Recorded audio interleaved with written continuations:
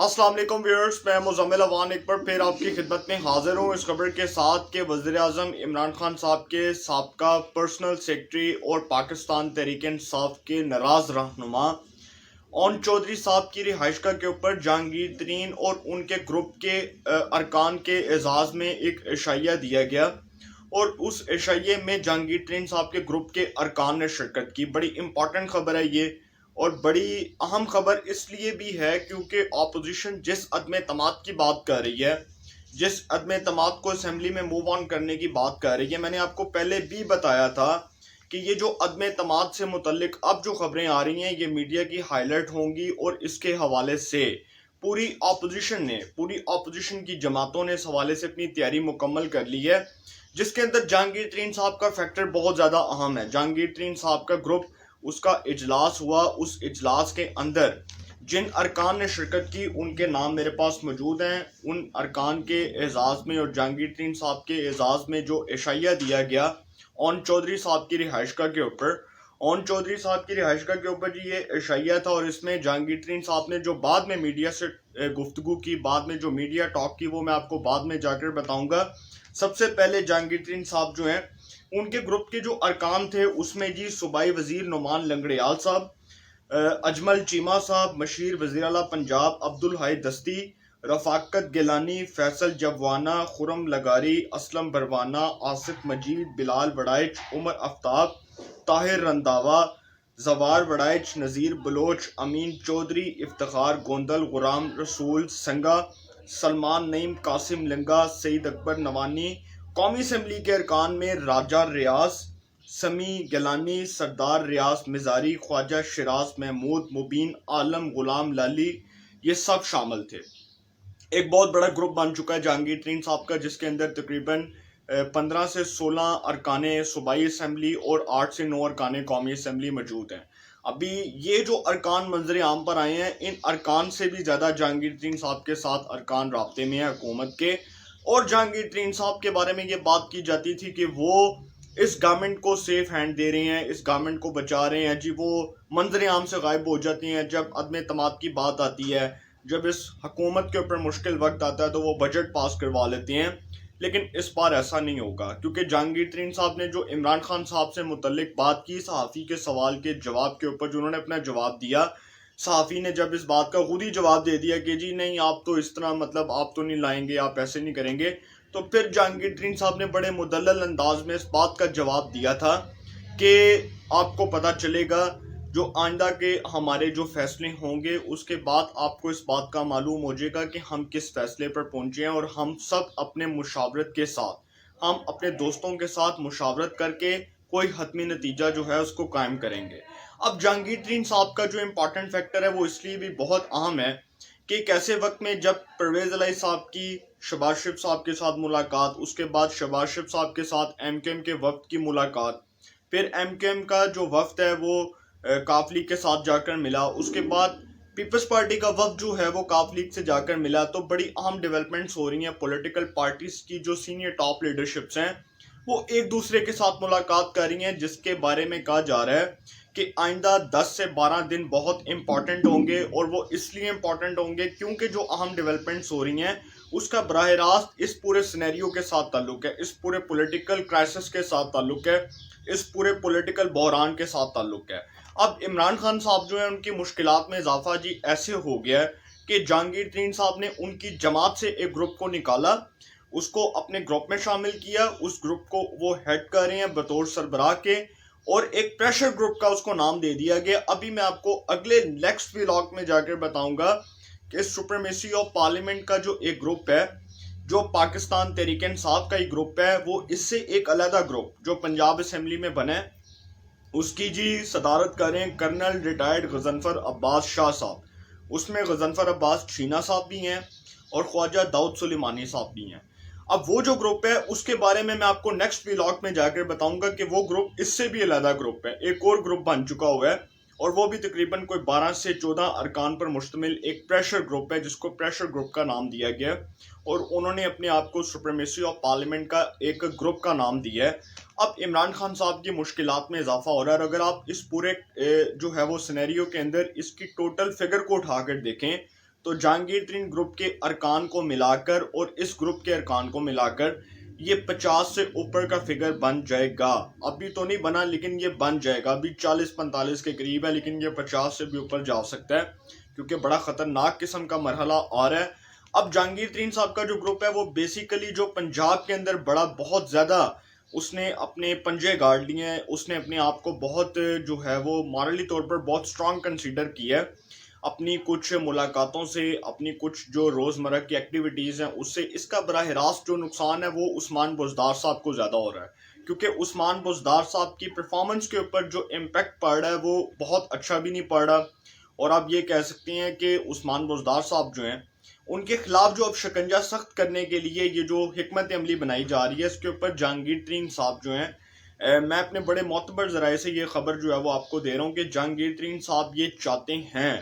کہ عثمان بزدار صاحب جو ہیں ان کو کسی بھی طرح عدم اعتماد کی تحریک کے ذریعے فارغ کر دیا جائے, کیونکہ عمران خان صاحب جس ضد اور انا کے اوپر اڑے ہوئے ہیں اور عمران خان صاحب سمجھتے ہیں کہ وہ عثمان بزدار صاحب سے کنٹینیو کروا لیں گے تو یہ بہت امپاسبل ہے. اگر نون لیگ نہیں لانا چاہے گی عدم اعتماد تو جہانگیر ترین صاحب اپنے گروپ کے ذریعے اتنا پریشر ڈال دیں گے کہ نون لیگ اور پیپلز پارٹی بھی عدم اعتماد پہ راضی ہو جائے گی. سب سے پہلے تو جو ٹارگٹ اپوزیشن کا وہ تو عمران خان صاحب ہے. اب جہانگیر ترین صاحب نے جو میڈیا سے گفتگو کی اس میں جس صحافی نے سوال کیا اس نے کہا کہ اپوزیشن جو عدم اعتماد کی بات کر رہی ہے اور عدم اعتماد کے حوالے سے اپوزیشن کہہ رہی ہے کہ جی ہماری تیاری مکمل ہے, آپ اس کے اوپر کیا جواب دیں گے, آپ کی اس کے اوپر کیا حکمت عملی ہوگی. جہانگیر ترین صاحب نے کہا کہ جی فی الحال تو ہم نے کچھ نہیں سوچا. انہوں نے یہ نہیں کہا کہ نہیں بھائی ہم اس حکومت کے ساتھ کھڑے ہوئے ہیں, ہماری حکومت ہے, ہماری جماعت ہے, ہمارے تو مطالبات ہی دوسرے ہیں, ہم تو عدم اعتماد کی بات ہی نہیں کر رہے. جہانگیر ترین صاحب نے یہ قطعاً نہیں کہا. انہوں نے کہا کہ جی ابھی تو ہم نے اس بارے میں کچھ نہیں سوچا, دوستوں کی مشاورت کے بعد, باہمی مشاورت کے بعد ہم یہ فیصلہ کریں گے کہ ہم نے عدم اعتماد لانی ہے اور اس عدم اعتماد کے بارے میں ہم اپنے دوستوں سے مشاورت کریں گے. یہ بڑی امپورٹنٹ بات کی جہانگیر ترین صاحب نے, اور انہوں نے کہا کہ جی جب ہم مشاورت کر لیں گے پھر ہم کسی فائنل حتمی نتیجے پر پہنچیں گے. پھر ایک صحافی نے سوال کیا وہ جو خرم لغاری صاحب نہیں آئے تھے, وہ خیریت تھی, وہ آپ کے گروپ کے جو رکن ہے؟ تو جہانگیر ترین صاحب نے کہا وہ کچھ ذاتی مصروفیات تھیں جس کی وجہ سے وہ نہیں آ سکے. اگلی ملاقات میں دیکھیں گے آپ کہ ہمارے پورے ارکان ہوں گے, بلکہ یہ جو ایک دو نہیں آئے جن کی ایبسنس تھی تو وہ بھی آپ کو نظر نہیں آئے گی. اچھا, اس گروپ کے اندر ایک بڑی امپورٹنٹ بات یہ ہے کہ جو پاکستان مسلم لیگ نون کے ایم پی ہیں قاسم لنگا صاحب, وہ بھی اس گروپ کا حصہ ہیں, کیونکہ وہ مہندی عباس لنگا صاحب کے بھائی ہیں اور ان کو ٹکٹ ملا تھا پاکستان مسلم لیگ نون میں, وہ شامل ہوئے بعد میں, لیکن وہ بھی اس گروپ کا حصہ بن گئے کیونکہ وہ ان کے کچھ اپنے جو ہے وہ علاقے سے متعلق کچھ ریزرویشنز تھے, تو اس کے بعد وہ جہانگیر ترین صاحب کے گروپ کے اندر شامل ہو گیا. اب جہانگیر ترین صاحب کا گروپ بڑا متحرک ہے, اور وہ اس لیے بڑا متحرک ہے کیونکہ جہانگیر ترین صاحب سے جب سوال کیا گیا صحافی کی جانب سے, اس نے کہا کہ جی آپ عمران خان صاحب کو کیا ایڈوائس دیں گے, آپ عمران خان صاحب کو کیا تجویز پیش کریں گے. تو جہانگیر ترین صاحب نے کہا کہ جی میں خان صاحب کو کچھ نہیں کہنا چاہتا, میں جسٹ یہ کہوں گا کہ ملک میں اکانومی کی سچویشن بہت زیادہ خراب ہو چکی ہے.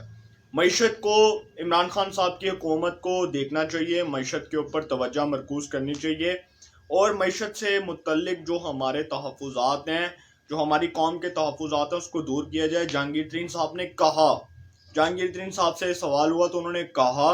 کہ مہنگائی بہت زیادہ ہو گئی ہے, مہنگائی کنٹرول نہیں ہو رہی, گورنمنٹ مہنگائی کنٹرول کرنے میں ناکام رہی ہے, حکومت کو چاہیے کہ مہنگائی کنٹرول کرے. انہوں نے کوئی بات جو ہے نا, جہانگیر ترین صاحب نے کوئی بات گورنمنٹ کے فیور میں نہیں کی. انہوں نے ہر بات جو ہے وہ گورنمنٹ کے اوپر بطور کرٹیسزم کے استعمال کی, حکومت کے اوپر بطور تنقید کرنے کے استعمال کی, اور تنقید کرتے ہوئے ہی انہوں نے حکومت کو اپنے ٹارگٹ پر رکھا.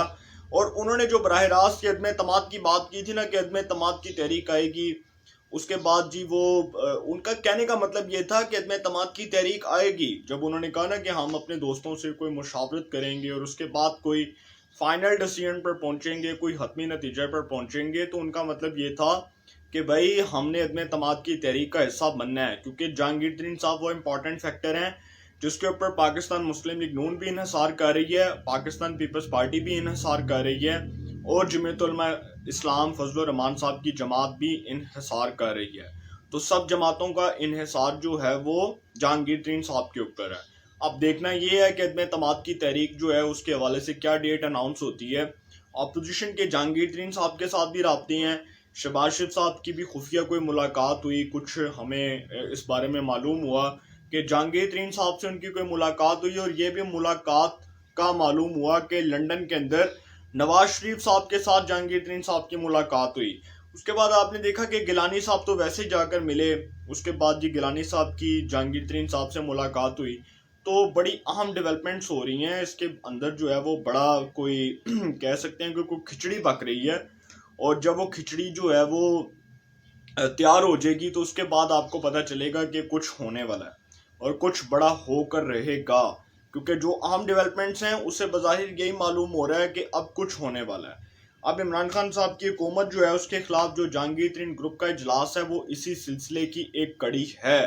اور ان کے خلاف جو شکنجہ بنایا جا رہا ہے اس حکومت سے اٹھ کر